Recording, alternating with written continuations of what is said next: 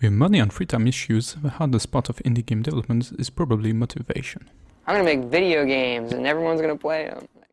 This problem led me to stream these completely unknown to the public games while having the developers in chat if possible. It's a fun time together to celebrate all the hard work put during the jam and discover some bugs, of course. Sometimes I discover hidden gems, other times I find original ideas and gimmicks, and some other times I find purely bad stuff. But that doesn't mean we can't learn from these either. This video will present 3 games from the Godot Wild Jam 25. The theme was Change Yourself, Change the World, which was inspired to me by a quote from the song Silvera by Gojira. Just to clarify, I am not an organizer of this jam. The themes are proposed by the jammers, but the organizers retain the final choice, which is a core system. There is also a system of wildcards, additional constraints which you are free to ignore. They do not impact ratings, but they can help you shape your game or make you implement things you never tried before. Promenade in Paperland is a rhythm game with horizontal scrolling shooter mechanics. The player freely moves around and has to time 2 different actions to the beat of a song, reloading and shooting. There's a few different enemy types and a final boss. The game is pretty hard and might take several attempts, but the total duration should be around 15 minutes. Promenade was made by one single developer, who goes by the nickname Golem. He won the previous edition of the Godot Wild Jam with his puzzle and exploration game Enigma. He spent 20 to 30 hours on Promenade. The art is quite unique and pleasant. It is distinguishable and eye-catchy in the middle of the other submissions. I think it's one of his first attempts at 2D, and it looks like a successful one. Just like for his previous game Enigma, he keeps surfing on somewhat creepy and mysterious vibes. I think I see some Illuminati references in the background, and the sprites of the game look like kind of tribal to me, inspired from primitive arts. He went for the headless wildcard with good effort, displaying the magazine and the health as fruits of trees scrolling past. Maybe a reference to the common Tree of Life myth. The music pairs well with the ambience created by the visuals. The voice repeating 1, 2, 3, 4 is a really good choice. It helps understanding that you need to time your actions to the beat. It also guides the player into counting themselves to achieve at a regular rhythm. Different actions play sounds that blend pretty well with the music too. The game is quite challenging but pretty forgivable with lots of health power-ups. The mysterious visuals enticed me to try again and again to reach the end and discover the different weird entities. Some possible improvements could be a visual indicator of the beat. I'm a musician with previous experience in rhythm games, so after a little time of adaptation, I didn't have too much trouble timing my actions. But such a visual indicator is essential for any rhythm game, especially for a broader audience. The developer was here to tell me that I needed to time my actions, but without this hint, it would have been quite obscure how to play the game. It's an additional challenge to still respect the headless wildcard, however. Maybe we could see the heart of the character beating at the tempo of a song, that would be even creepier. An alternative WASD control scheme. It can be hard for people unused to use arrows, or movement in general with a right hand. Most games will make you use your left hand, whether it is using a keyboard or a gamepad. Finally, a simple score mechanics so multiple playing strategies arise, for example trying to kill as many enemies as possible. I've asked the developer a few questions. The first one is, what is the biggest mistake you think you made? His answer was that the game is too hard, and making a good rhythm game is too tricky to try it for the first time during game jam.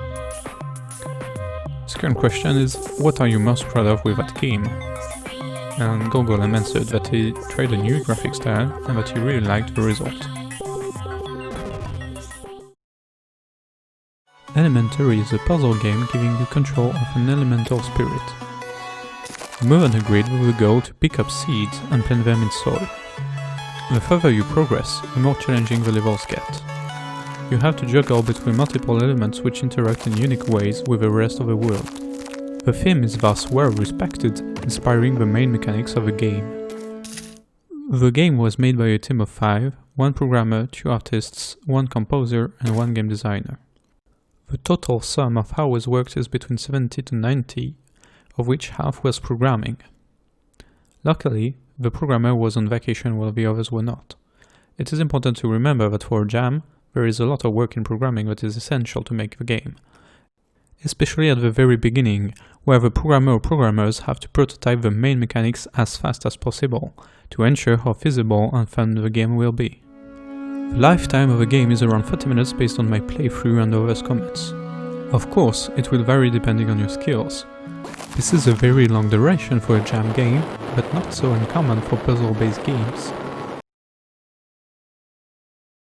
The first sign of experienced designers is that the game teaches you mechanics through level design. Each level brings one new mechanic to the table and forces you to use it.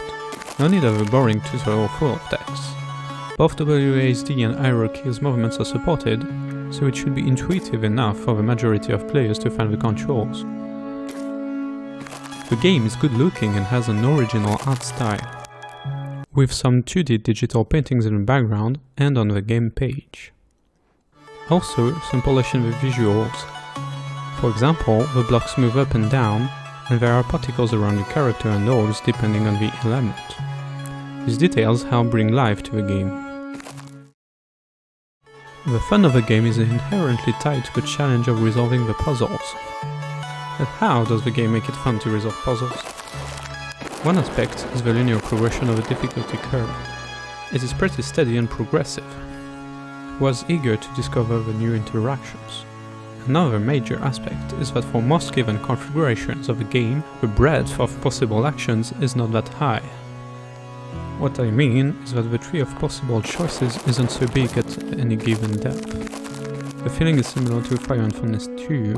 Your ability to play the game isn't limited so much by your cognitive abilities. You'll try out the path, notice a problem, understand when you should start another way. I think it is a hard but important goal to achieve for puzzle games in order to find a broad audience. Some of the possible improvements could be mentioning the controls somewhere in game. Lots of people don't check the game page, especially when submitted to a jam where you can download the game directly from the submission page.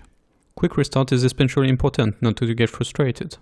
I did not even know we could drop seeds on the ground. In some levels, it looks like a few possible interactions act as baits to trap you in an impossible configuration. I am not sure this is a good design choice, as it can lead to quite high frustration and unnecessary doubt for the rest of the levels. I think it's natural for the player to think that every piece of a puzzle has to be used. Resisting the urge of becoming a masturbator can be hard. You could add a textual hint at the beginning of the level, such as sometimes not all elements are helpful, but then you'd have to do it for each level. More music. It varies depending on your current element, but the variation is not that noticeable. More visual cues when elemental interactions happen, so it is easier to notice them. This would be even more important on mobile platforms where people do not always play with sound.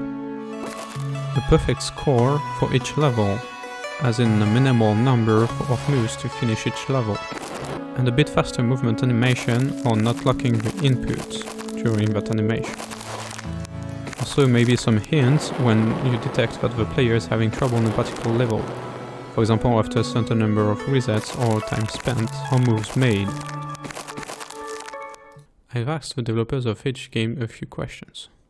The first one is, what is the biggest mistake you made?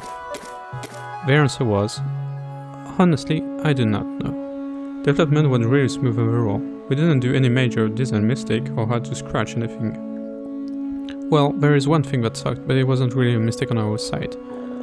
Our artist worked in C40 and we could not import the materials properly. So they look significantly worse in the game compared to how they were originally designed. The second question is, what are you the most proud of with that game? We are quite proud of the game overall. We found a simple mechanic that allowed for many cool puzzles. I'm also very happy with the level editor. You didn't see it, but it allowed us to make these 16 levels fairly quickly in the end.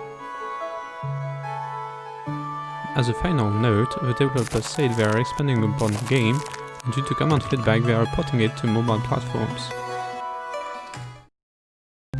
Well, this is the part of the video where I invite you to subscribe if you want to see more, to like the video if you did, and to comment your own thoughts. You can also follow my twin channel linked in the description to join in on those playtests. I also stream game development and music. See you next time!